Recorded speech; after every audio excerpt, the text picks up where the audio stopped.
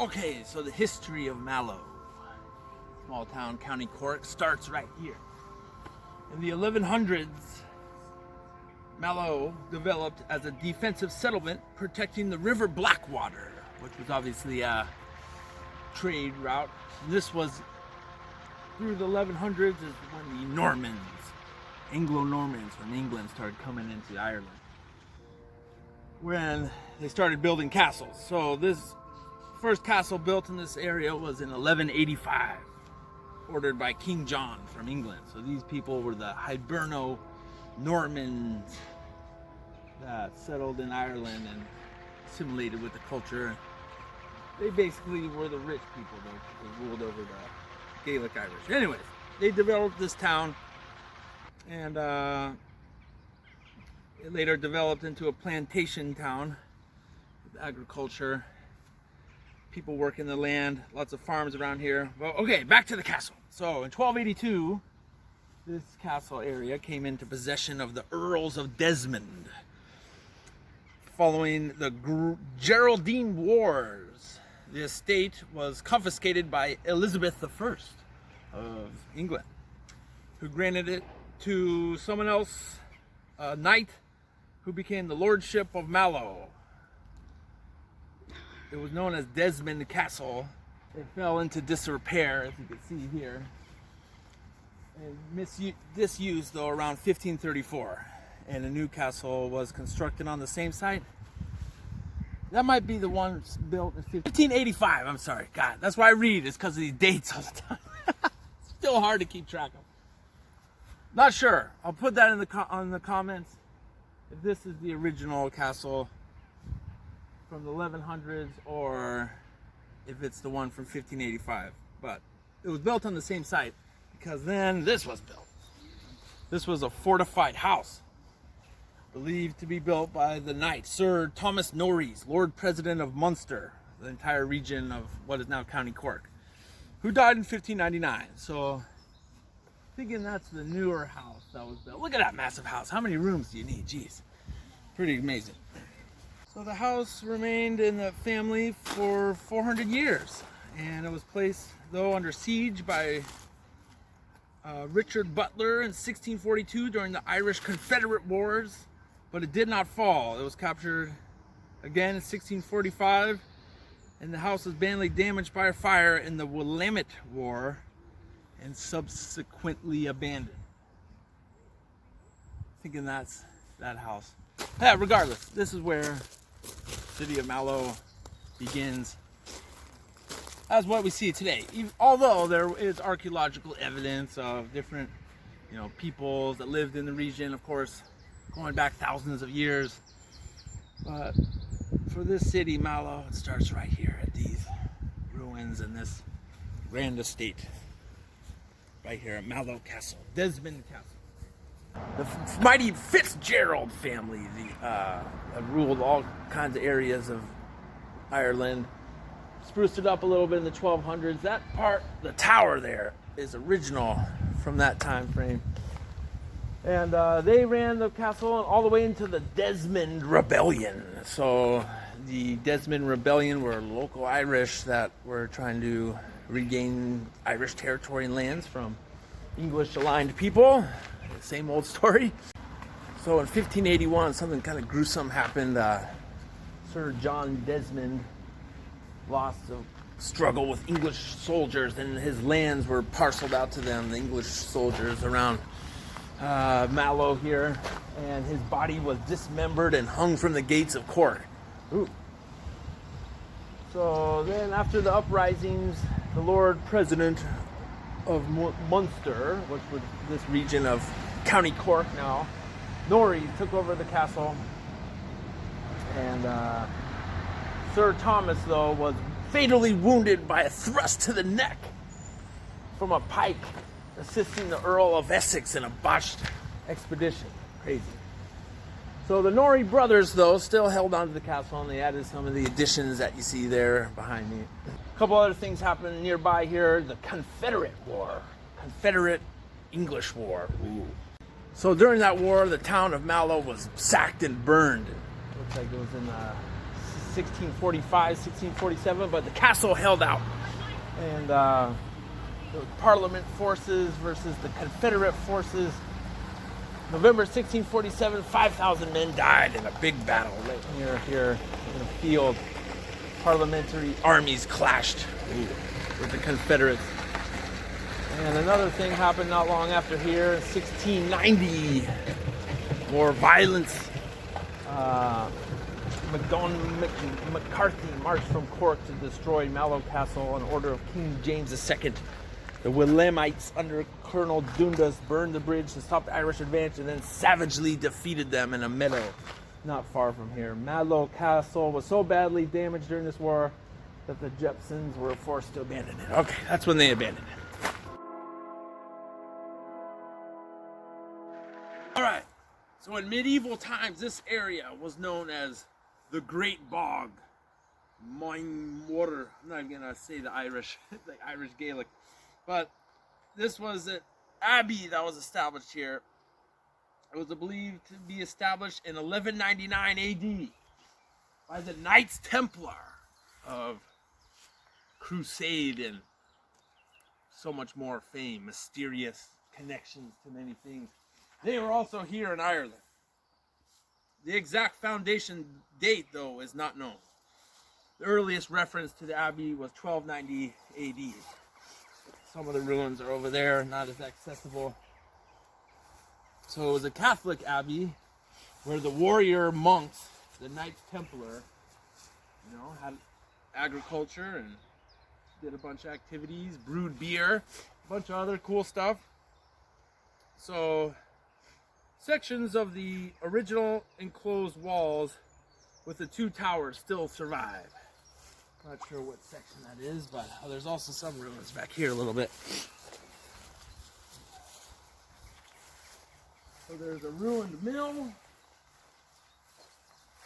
somewhere, either that building or that building. So they were working too. It's not like they were just sitting around playing. They were doing agriculture and different activities. So there's a ruined mill, a monk's hall where the monks would gather. One of these buildings also. A lot of people like to be buried here in the centuries after. And it's in this green field now, County Cork, and we walked over here.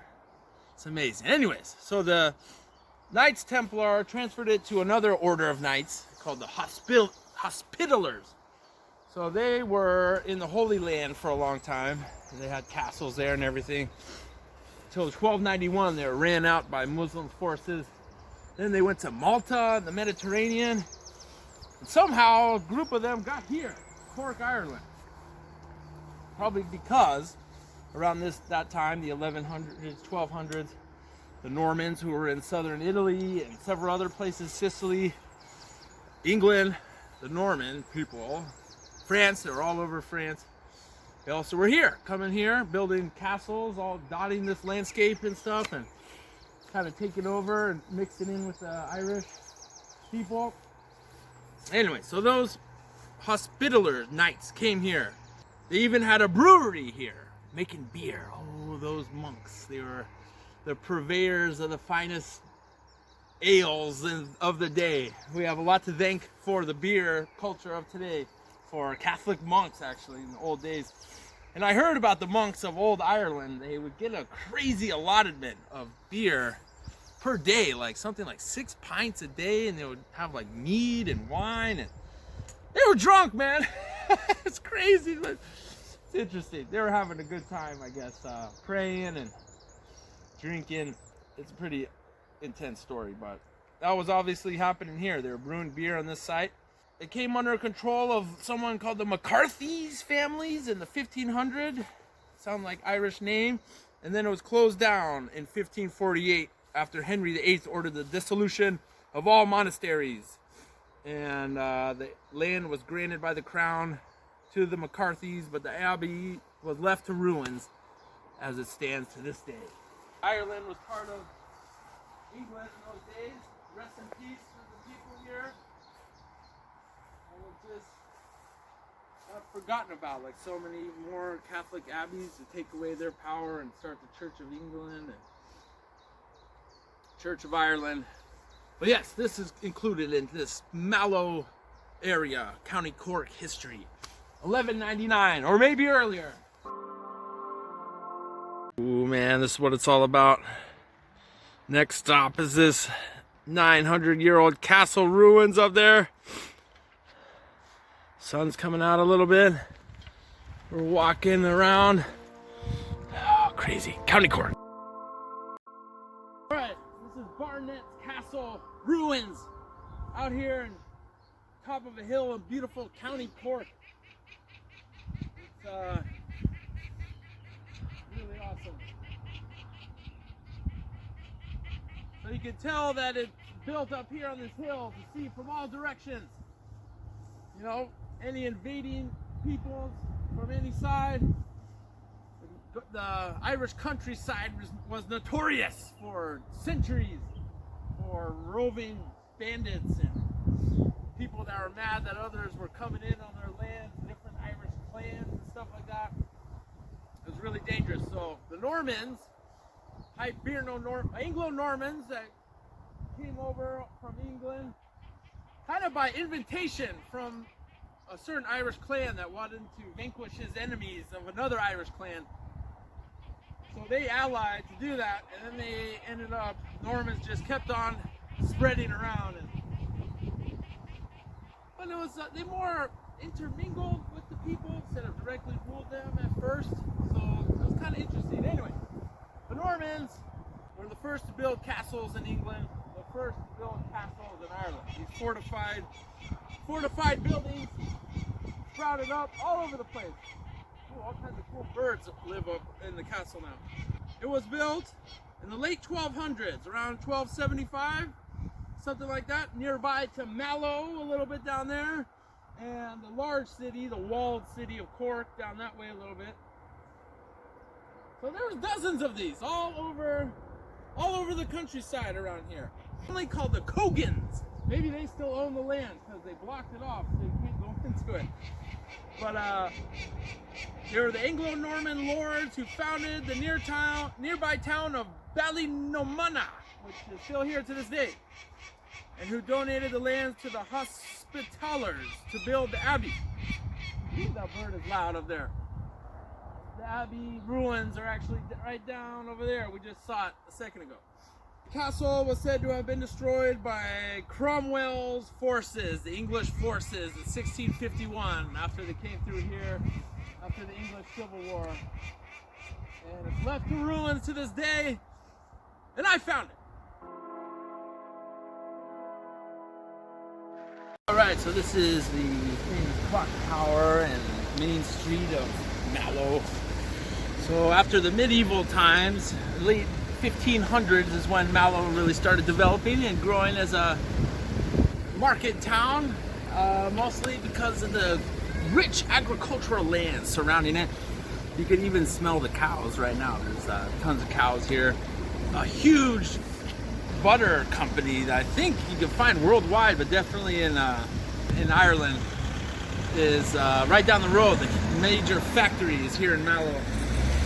County Cork is known for their beef and milk and butter and rich agriculture surrounding this city. So they grew up probably County Cork's second biggest city after Cork City itself. And it started in the late 1500s, 1575, 16, 17, 18, 1900. The city actually played, like many, but a big role in the Irish Independence Wars. They had some leaders here called the North Cork Coalition, something like that. Now it's an interesting little town up to this day. Mallow history. So land like this, it's right outside Mallow.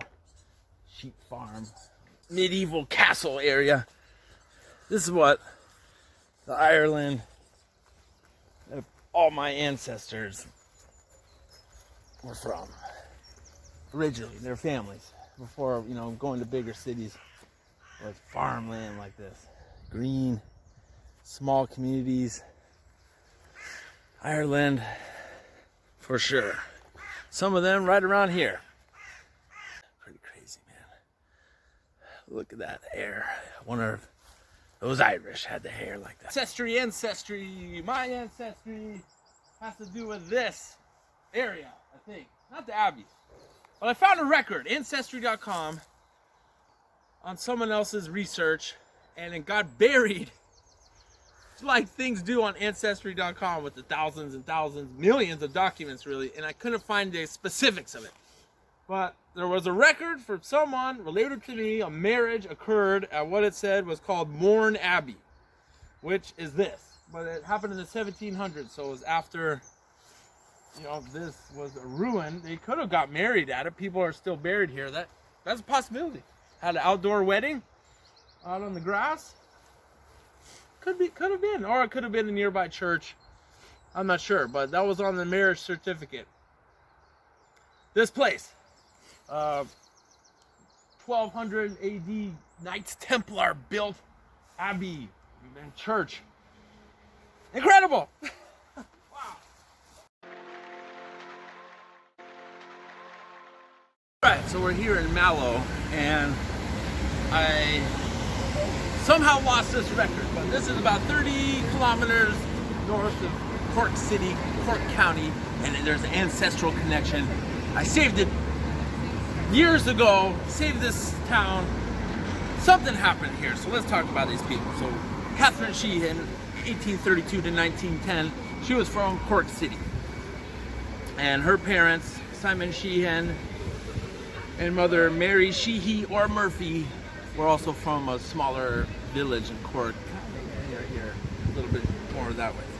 But there's some connection to this town, Mallow, that I can't seem to find. But the funny thing is you see these surnames all over the place. So, Sheehan's parents were Michael Sheehan and Johanna Murphy.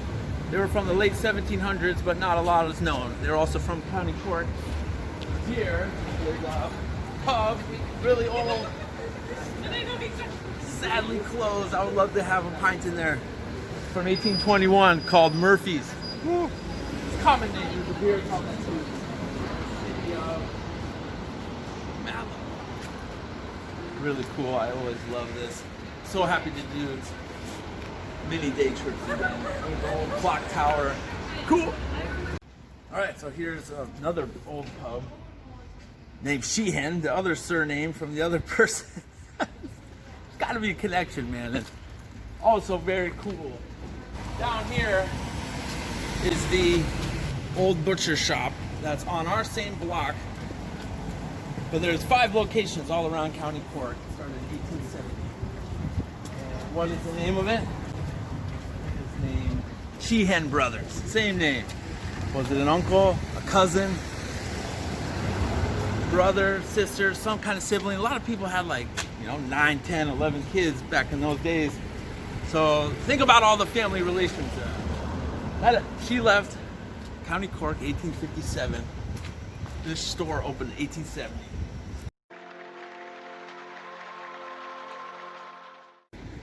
All right, so Michael Lanigan, he was from Kilkenny, and his extended family I found all about too. That's a little bit north of here, different county.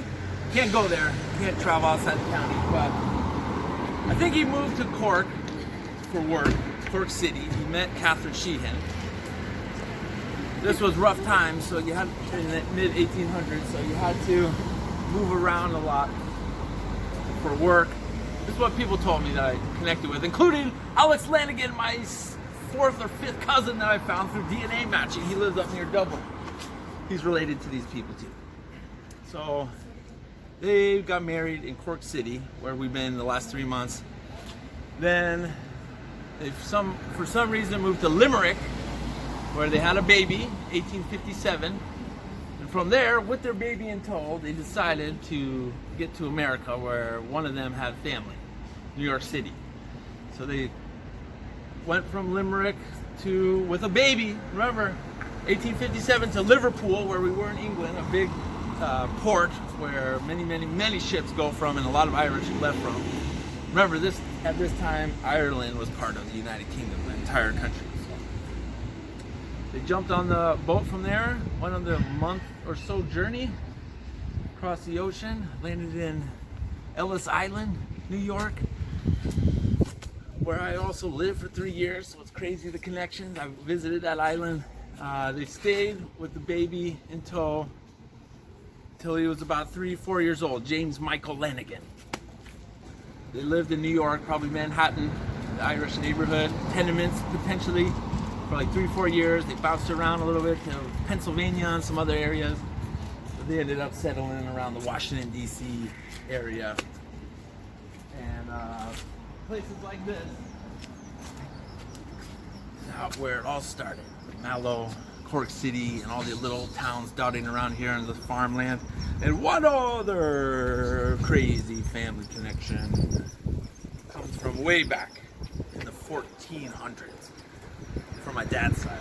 All that other stuff was from my mom's side. We'll talk about that in a second.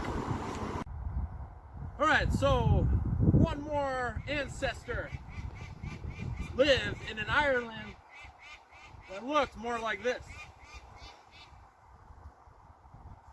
And it's from my dad's side, which is crazy. So I'm not sure of his lineage.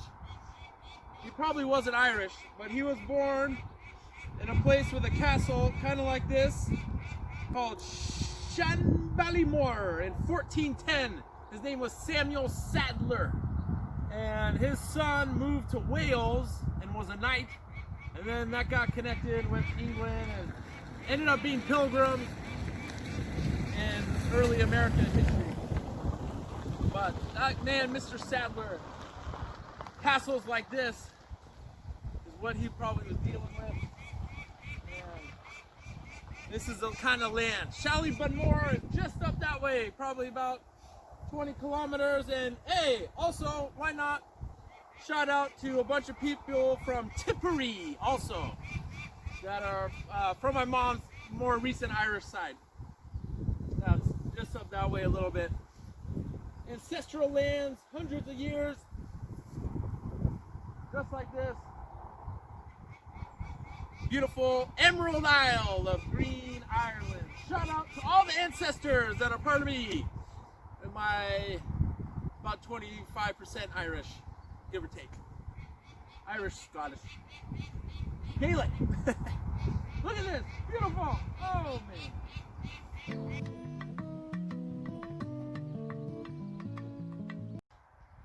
Shout out to all the cows and all the products they give us. Shout out to the insane history like that castle back there. I love when the sun peeks out. Shout out to all of my ancestors from around here that I found. This is Disaturgis, this little village. Yeah, way down that way, kind of. But I found some connection with that family in this area. Only God knows for sure, I guess, exactly what and where in the story of all these people. But still, I'm here. Pieces of history from hundreds of years ago, almost 1,000 years, are here. Cows are here. Famous Cork County cows. Alright, oh, baby cows too. Let's go. Alright, I just was thinking of something. Vanessa's enjoying our strawberries back there we got on the roadside. I was just thinking, nobody else in the world, oh, look out for the car. Nobody else in the world does things like us. Maybe one out of every couple thousand people would even want to go venture around in random areas like we are right now, walking in Ireland, looking for some 900-year-old ruins. And then even a less few would walk like we do. We're just walking, we do our own thing, no tour guide. A bike would have been nice, but you know, no car. Thought about getting a taxi, but no, man, it wasn't that bad. Like a 7-kilometer walk. You walk it just like the old times. We've done this kind of stuff all over the world, man. It's awesome. Nobody's like us. All over, everywhere. It's experiences that nobody would have, man. You know, walking's kind of rough sometimes. Ooh, I hear some water. It's tiring, takes a long time.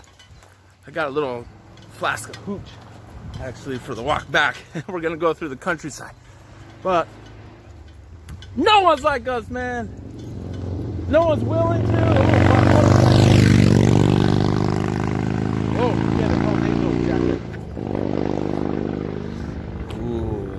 Ireland strawberries. I think California, they got you beat. They're some of the best in the world. This guy in the roadside. People are so nice here too. It's so nice to get out of the big city. I definitely recommend that. If you're traveling, go out to a small town near you. It's such a different experience. You know, big cities is a little impersonal. All right, look out, car. A little bit more impersonal, you know. People have been so talkative to us, and it's been great.